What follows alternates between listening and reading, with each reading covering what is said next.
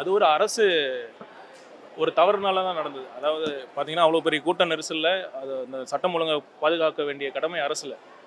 So அது என்ன காரணங்களால் நடந்தது சிபிஐ விசாரிச்சுட்டு இருக்காங்க. ஆனால் என்னென்னா அங்கே ஒரு ஃபெயிலியர் ஆஃப் அவர் அட்மினிஸ்ட்ரேஷன் தான் இருந்தது. ஸோ அதற்காக தான் நம்ம அந்த வேலை வாய்ப்பை நம்ம ஏற்படுத்தி கொடுத்தோம். கண்டிப்பாக உச்சநீதிமன்றத்தில் எங்களுக்கான அதுக்கான நியாயம் கிடைக்கும்னு நாங்கள் நம்புகிறோம். காலி பணியிடங்களை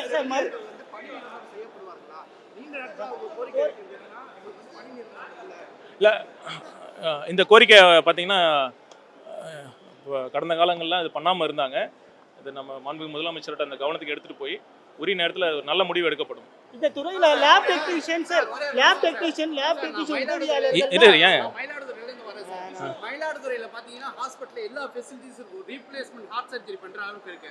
ஆனா ஒரு எமர்ஜென்சிக்கு ஒரு டாக்டர் அட்டெண்ட் பண்றது கூட ஃபெசிலிட்டி எல்லாருமே report to Thiruvarur, report to Thanjavur தான் டைவர்ட் பண்ணிட்டு இருக்காங்க.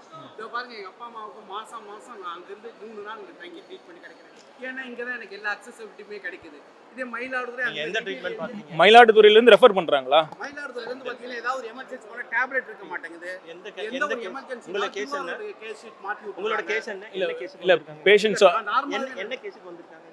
நான் வந்து டயபெட்டாலஜிக்கு இன்டர்வென்ஷன் ரேடியாலஜிக்கு ஆமா அங்க கிடையாது. பட் இன்டர்வென்ஷன் ரேடியாலஜி இங்க இருக்காது சார். இன்டர்வென்ஷன் ரேடியாலஜி கூட சரியா கிடைக்க மாட்டேங்குது டிஸ்ட்ரிக்ட். அந்த எல்லாமே அது வந்து பாத்தீங்கன்னா மாவட்ட தலைமை மருத்துவமனையில தான் அந்த வசதி இருக்கு. இன்டர்வென்ஷனல் ரேடியாலஜி அது அங்க இருக்கு. இன்ஃப்ராஸ்ட்ரக்சர் அவ்வளவு இருக்கு. ரீப்ளேஸ்மெண்ட் ஹார்ட் சர்ஜரி சரி சரி ஆனா டாக்டர்ஸ் கிடையாது. சரி சரி எம்எஸ் கிடையாது. ஒரு எம்டி கிடையாது. ஒரு ஸ்பெஷலிஸ்ட் பர்சனே கிடையாது.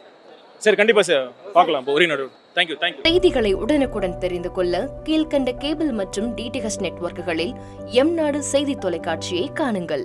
பாதகம் செய்பவரை கண்டால் நாம் பயம் கொள்ளலாகாது பாப்பா. மோதி மிதித்து விடு பாப்பா, அவர் முகத்தில் உமிழ்ந்து விடு பாப்பா. அண்மை செய்திகளை உடனுக்குடன் தெரிந்து கொள்ள இணைந்திருங்கள் எம்நாடு தொலைக்காட்சியுடன்.